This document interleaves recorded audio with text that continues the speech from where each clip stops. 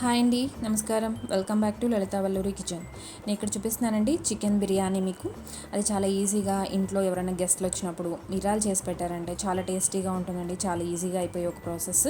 దానికి 1/2 kg chicken తీసుకున్నానండి. Medium size cut చేయించుకోవాలి. ఇలా దాన్ని బాగా వాష్ చేసుకుని పక్కన పెట్టుకోండి. తర్వాత దీంట్లోనే నేను ఇప్పుడు ఫ్రెష్గా దంచుకున్న అల్లం వెల్లుల్లి పేస్ట్ అయితే వేసేసుకుంటున్నానండి. తర్వాత దీంట్లోనే కొద్దిగా పసుపు వేసుకుంటున్నాను. 2 స్పూన్లు అయితే మనకి కారం పడుతుందండి. తర్వాత 1 స్పూన్ సాల్ట్ వేసుకోవాలి. మీరు చూసి వేసుకోండి, తగినంత వేసుకోండి. ఇప్పుడు తర్వాత చూసి వేసుకోవచ్చు. నెక్స్ట్ ఇక్కడ 2 స్పూన్లు అయితే నేను బిర్యానీ మసాలా తీసుకున్నాను. 1 కప్పు అయితే నేను పెరుగు తీసుకున్నానండి.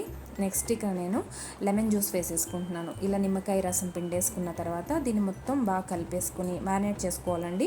1 అవర్ మ్యారినేట్ చేసి పెట్టుకుంటే బాగుంటుంది. మీరు టైం లేదనుకుంటే ఒక 1/2 అవర్ అన్నా పెట్టుకోండి. ఇలా దీనివల్ల టేస్ట్ అనేది బాగుంటుంది.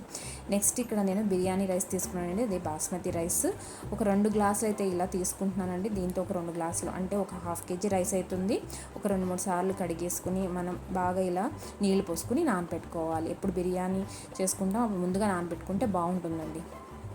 నెక్స్ట్ ఇక్కడ బాండీ తీసుకున్నాను. లోతైన బాండీ తీసుకుని 4-5 టేబుల్ స్పూన్లు అయితే ఆయిల్ వేసుకున్నానండి. దాని తర్వాత ఇలా మనం పొడుగుగా కట్ చేసుకున్న ఉల్లిపాయలు తీసుకోవాలి. నెక్స్ట్ పచ్చిమిర్చి 2-3 తీసుకుంటున్నాను.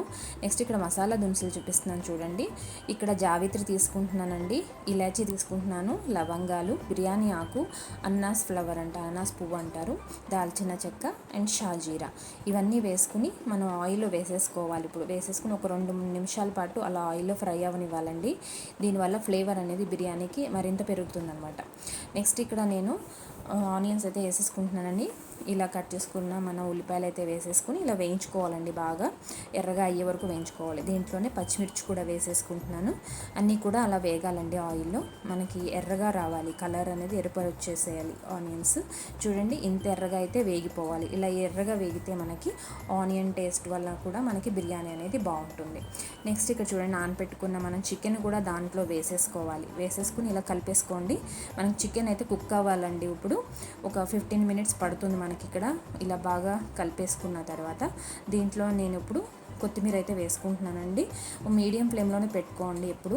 సో ఇలా కొత్తిమీర వేసుకున్న తర్వాత దీంట్లో కొద్దిగా వాటర్ వేసుకోవాలండి. ఒక 1/2 గ్లాస్ వాటర్, దాంట్లో మసాలా మిగులుతుంది కదా, దాంట్లోనే తీసుకుని దీంట్లో నీళ్ళు పోసేసుకోండి.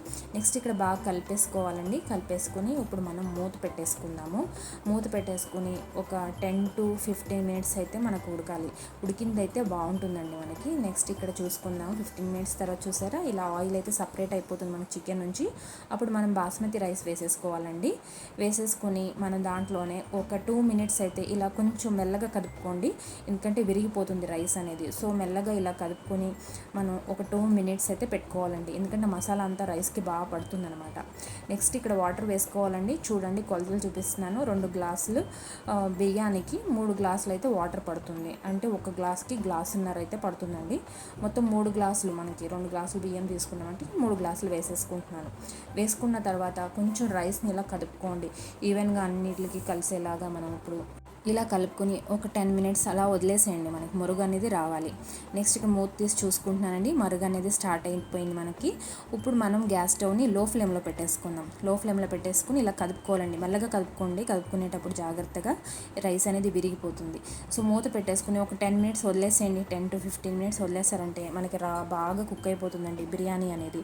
సో ఇక్కడ 10 minutes తర్వాత నేను మూత తీసి చూసుకుంటున్నానండి. చూసారా ఎంత బాగా కుక్ అయిపోయిందో. ఈ విధంగా చాలా ఈజీగా మనం ఇంట్లోనే ఇలా ప్రిపేర్ చేసుకోవచ్చండి. అసలు టేస్ట్ అయితే చాలా బాగుంటుంది.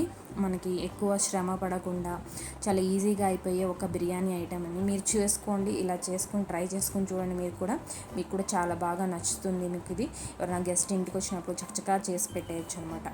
ఐ హోప్ మీకు ఈ వీడియో అయితే నచ్చిందని అనుకుంటున్నానండి. నచ్చితే కనుక మీరు ట్రై చేసుకోండి ఇంట్లో. నచ్చితే కనుక ఒక లైక్ అండ్ సబ్స్క్రైబ్ చేయడం మాత్రం మర్చిపోవద్దు. Thank you.